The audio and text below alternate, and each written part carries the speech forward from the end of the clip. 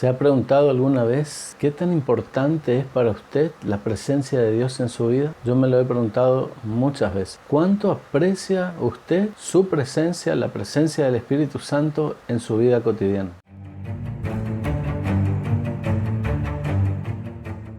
Hay un pasaje en la Biblia que me ha bendecido mucho respecto a este tema. Lo podemos encontrar en el capítulo 33 del libro de Éxodo, versículo 12 en adelante. El pueblo de Israel había salido de la esclavitud de Egipto y estaba transitando su peregrinar por el desierto. En ese momento, en ese lugar, estando frente al monte Sinaí, rumbo a la tierra prometida que Dios había prometido a sus antepasados, el Señor llama a Moisés que suba al monte para tener un tiempo de comunión con Él. Durante 40 días y 40 noches, Dios habló directamente, cara a cara, con Moisés. Déjeme decirle que no se puede lograr grandes cambios, grandes conquistas, sin antes haber estado en presencia del Señor. Y déjeme decirle que estoy compartiendo esta palabra con usted porque Dios ha puesto en este tiempo en mi corazón que necesitamos más que nunca buscar su presencia, acudir a Él, pues Él es el que pelea nuestras batallas. Por eso es importante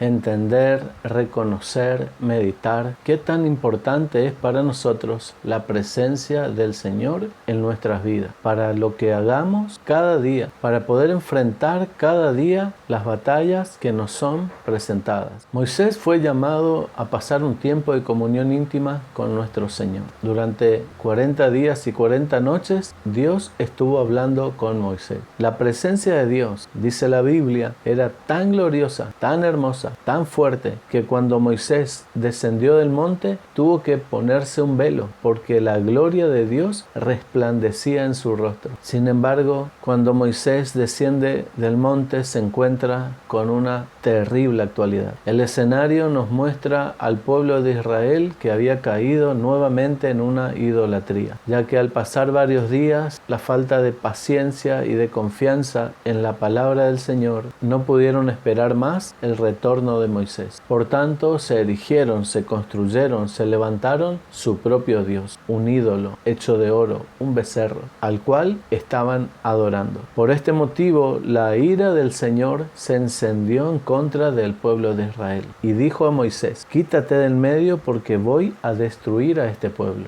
y a ti te voy a dar un nuevo pueblo. Sin embargo, Moisés clamó al Señor por misericordia y dijo al Señor: quítame, ráeme de tu libro. Y es entonces cuando por su misericordia Dios le dijo a Moisés lo siguiente: está bien, Moisés, saca tú a este pueblo, tu pueblo, y yo enviaré delante de ti al ángel, quien va a destruir a sus enemigos, a todas las naciones que estén delante de ustedes y se pongan en contra de ustedes. El ángel irá delante de ustedes y ustedes llegarán a la tierra prometida. Sin embargo, me llama la atención que Moisés no estaba conforme con esto que Dios le había dicho, que el ángel iría delante. También le había dicho: pero mi presencia no irá contigo, no vaya a hacer cosa que los destruya y los consuma en el camino. La palabra del Señor dice que Israel se entristeció en gran manera, y es entonces que Moisés se acercó al Señor y le dijo lo siguiente: Jehová, mira, tú me dices a mí, saca a este pueblo, y tú no me has declarado a quién enviarás conmigo. Sin embargo, tú dices: yo te he conocido por tu nombre, y has hallado también gracia ante mis ojos. Ahora pues, si he hallado gracia ante tus ojos, te ruego que me muestres tu camino, para que yo te conozca, y halle gracia en tus ojos. Y mira que esta gente es pueblo tuyo. Y el Señor responde a Moisés, le dice: mi presencia irá contigo, y te daré descanso. Moisés respondió diciendo: si tu presencia no ha de ir conmigo, no nos saque de aquí. Moisés le dice al Señor: mira, este pueblo es tu pueblo, no es mi pueblo, no es el pueblo que yo saqué de Egipto, tú lo sacaste de Egipto. Es entonces que Moisés le pide a Dios por su presencia. Y una vez más Dios en su misericordia le dice: Moisés, está bien, mi presencia irá contigo y te dará descanso. Una vez más, en el versículo 15, Moisés le dice, si tu presencia no va con nosotros, no nos saques de este lugar. Quiero reiterar la pregunta, ¿cuánto amamos la presencia de Dios en nuestras vidas? ¿O solamente nos conformamos con sus beneficios? La manera en que desarrollamos nuestra vida, cómo vivimos cada día, cómo hablamos, cómo nos comportamos, demuestra claramente cuánto amamos su presencia o cuánto la despreciamos. Y es que la presencia de Dios, mi querido hermano, es lo más valioso que tenemos en este mundo. Siempre digo que lo más importante que un hombre y una mujer pueden hacer mientras están vivos es tomar la decisión de aceptar a Cristo como Señor y Salvador y recibir en su vida la presencia de Dios. No hay nada mejor, nada más grande ni nada más importante que puedas tener la presencia de Dios en tu vida. Jesucristo, como ya lo he dicho en otros videos, hablando de la salvación, no solamente vino a morir en la cruz para que usted y yo fuésemos perdonados, rescatados y salvados de ir al infierno, sino que también a través de su muerte y resurrección se pueda restablecer la comunión entre usted, yo y nuestro Padre Celestial. ¿Cuánto ama usted la presencia? ¿Cuánto usted mezquina la presencia de Dios en su vida? Moisés dijo claramente, Señor, no nos saques de este lugar si tu presencia no va conmigo. Quiero decirle algo, la presencia de Dios no habita en cualquier lugar, no está cómoda en cualquier ambiente. Dios no se siente bien en todo lugar. Hay cosas que hacen que la presencia de Dios se vaya, que el Espíritu Santo se entristezca y se aleje, que ahuyentan la presencia de Dios en nuestras vidas. La Biblia dice que Dios está en todo lugar, pero no se manifiesta en cualquier lugar. Por estas razones que hay lugares, hay iglesias donde la presencia del Espíritu Santo, la presencia de Dios no se manifiesta. Lugares donde usted llega y se da cuenta que no hay presencia de Dios. El factor diferencial en estos lugares es la presencia del Espíritu Santo. Hoy quiero comentarte 3 pecados que alejan la presencia de Dios de nuestras vidas. Antes de continuar, quiero invitarte que puedas suscribirte al canal. Nos ayuda mucho para poder llegar a otras personas y es totalmente gratuito. Hay 3 enemigos de la presencia de Dios. En primer lugar, uno de los enemigos de la presencia de Dios es el pecado constante y sin arrepentimiento. La palabra del Señor menciona que Dios es 3 veces santo. Es la única característica de Dios que se menciona por triplicado. Y es por esto que Dios y su presencia no pueden convivir donde hay pecado.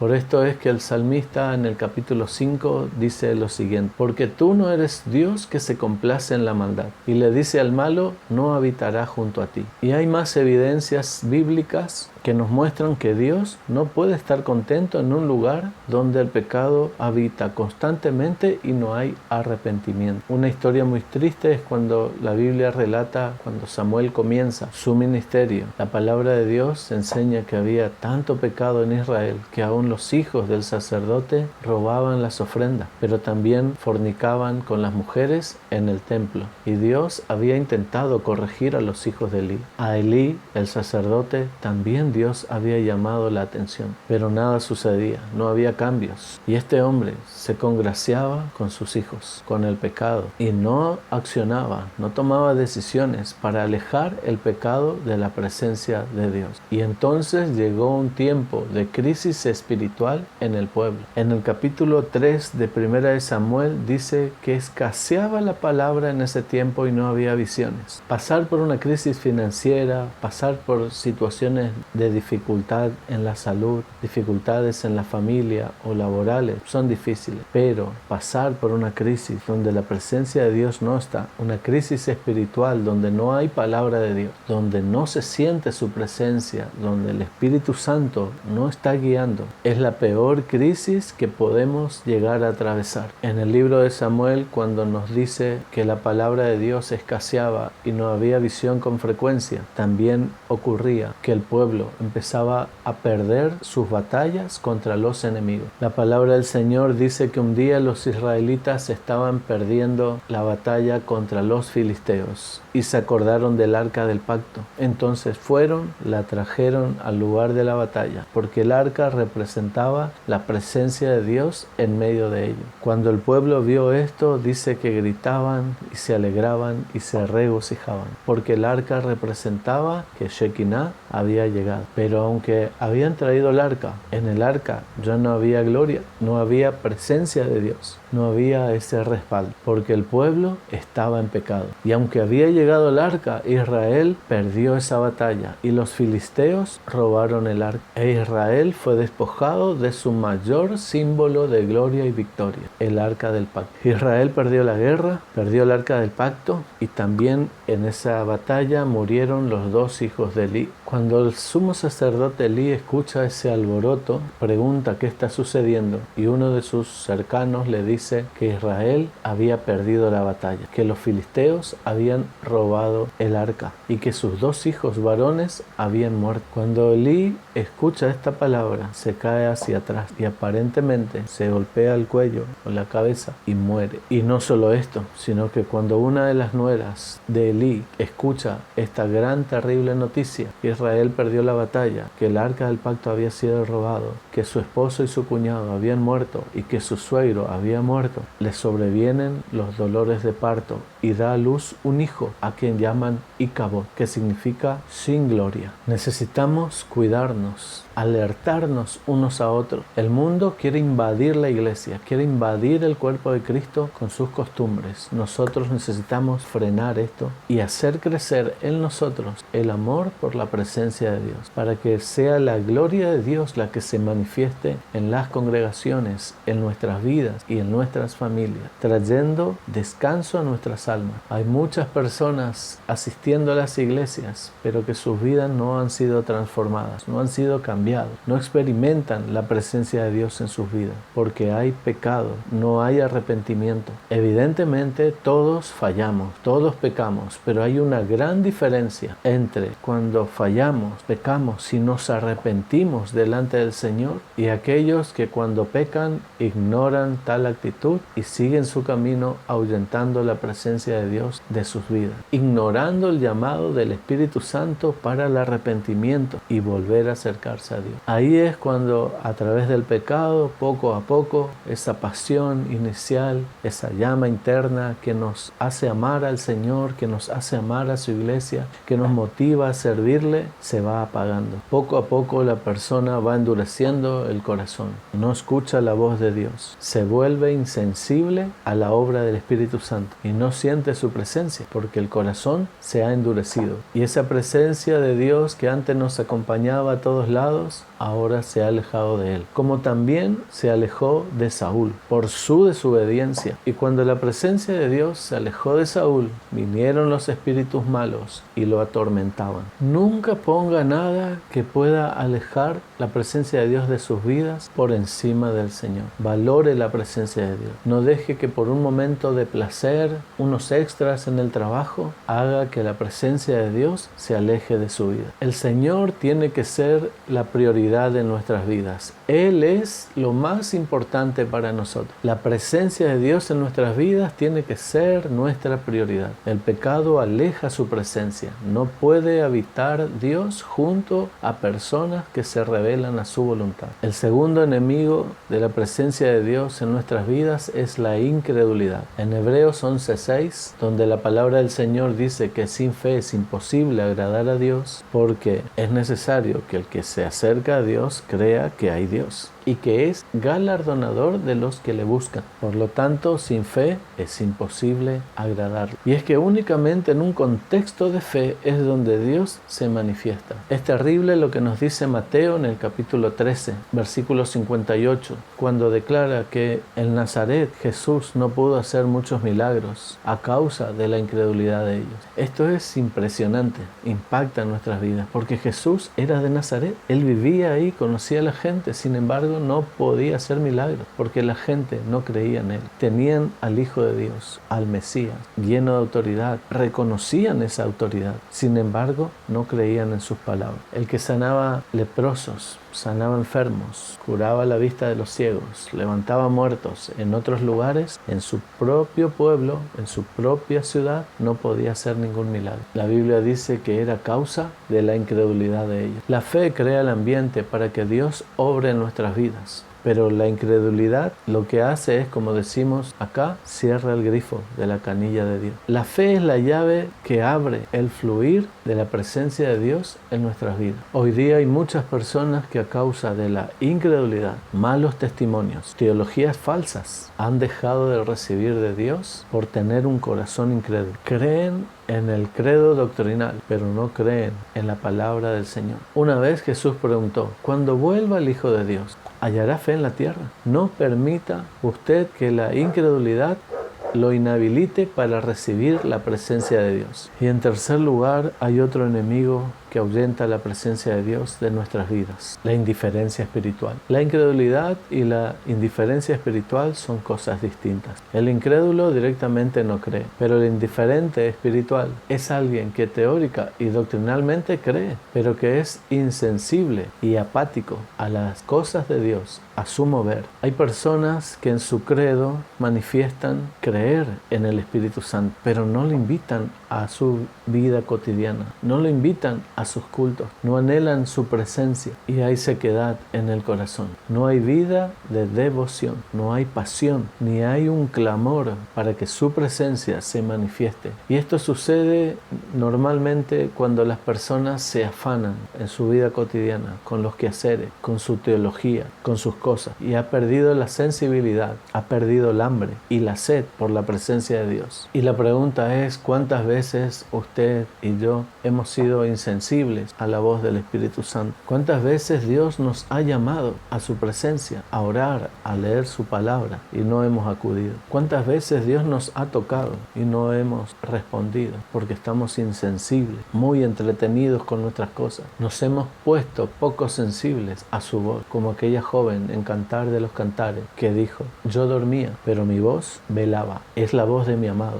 que me llama y dice, abre, hermana, amiga mía, paloma mía. El novio llamando a la puerta, pero ella tardó en abrir. Y dice ella en Cantar de los Cantares que ella tardó en abrir. En el capítulo 5 dice, y abrí yo, pero mi amado ya se había ido. Salió mi alma, lo busqué, pero no lo hallé. Lo llamé y no me respondió. Esto representa la vida de estas personas a las cuales Dios intenta llegar, las llama, pero cuando el afán de la vida hace crecer sus espinos, la palabra de Dios no da fruto en sus vidas, se seca y muere. Cuando el afán y los quehaceres de esta vida hacen que las personas se vuelvan insensibles, indiferentes a las personas de Dios. En la parábola del sembrador representan la semilla que crece entre espinos, pero los espinos la ahogan. Hoy el Señor está diciendo lo mismo que dijo a la iglesia en la Odisea, capítulo 3, versículo 20. He aquí, yo estoy a la puerta y llamo. Si alguno oye mi voz y abre la puerta, yo entraré y cenaré con él y él conmigo. Vuelvo a hacer la pregunta. ¿Es la presencia de Dios prioridad en nuestras vidas? ¿Apreciamos la presencia del Espíritu Santo en nuestras vidas cotidianas? Los tiempos están cada vez más difíciles. La venida de Cristo está cerca. Debemos anhelar la presencia de Dios en nuestras vidas. Debemos desear la presencia de Dios en nuestras vidas. Como lo hizo Moisés, debemos decir, Señor, si tu presencia no va conmigo, no me muevas de aquí. Debemos amar la presencia de Dios al nivel que hizo el salmista, cuando dijo, Señor, como el ciervo brama por las corrientes de las aguas, así clama, oh Dios mío, mi alma por ti. Mi alma tiene sed del Dios vivo. Jesucristo alguna vez dijo, si alguno tiene sed, venga a mí. Te invito que hoy hagas esta oración o hagas una oración, que pidas al Señor, ven a mi vida otra vez. que arda ese fuego de pasión por tu presencia y por tu palabra. Posiblemente pueda llegar a ver este video a alguien que alguna vez tenía pasión por la presencia de Dios. Orabas constantemente, leías su palabra, sentías su presencia, pero algo pasó. Antes te congregabas habitualmente, pero algo pasó en tu vida que te ha estancado, que te ha alejado, que Dios ya no es prioridad. Quiero decirte que aún estamos a tiempo, no está todo perdido. El Espíritu Santo puede reavivar el fuego de amor y de pasión por Dios y por su palabra. Pídele al Señor que avive ese fuego en ti. Y ruego que Dios, a través de este video, así como cada tanto lo hace conmigo, me llama a su presencia, me invita a apasionarme por Él otra vez, que lo pueda hacer contigo. Si puedes reconocer si hay algo de esto en tu vida, que puedas venir a la presencia del Señor en tu vida personal, en tu casa, en tu cuarto, y pedirle: Señor, aviva ese fuego de pasión por ti, por tu presencia, por tu palabra, por la iglesia, para que la gloria de Dios pueda manifestarse nuevamente en nuestras vidas, para que su presencia nos guíe y Él pueda empezar nuevamente a obrar milagros en nosotros. Si esta palabra te ha sido de bendición y de ayuda y ha traído algo de claridad a tus pensamientos, te invito nuevamente a que te suscribas al canal. Es totalmente gratis y a nosotros nos ayuda muchísimo, pero también que puedas compartir este video con otros para que quizás Dios pueda también hablar a sus vidas. Que Dios te bendiga, y si tienes algún comentario puedes dejarlo ahí abajo para que pueda yo responder lo antes posible. Bendiciones, nos vemos en el próximo video.